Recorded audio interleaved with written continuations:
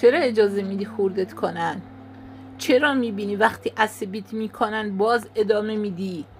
حتی اگه فامیلت باشه، وقتی رو اعصابت، رو نروته، استرس بهت میده، شوک عصبی میگیری، شب تا صبح تو فکری، سردرد میگیری، تا 24 ساعت نمیتونی ریلکس کنی، چرا ادامه میدی؟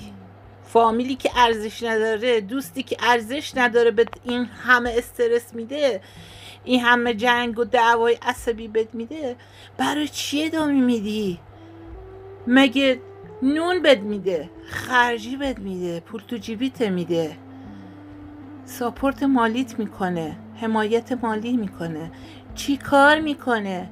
وقتی با حرفاش نمیتونه به تو انرژی بده، انرژی خاری میکنه، کات کن، کات کن. تمام.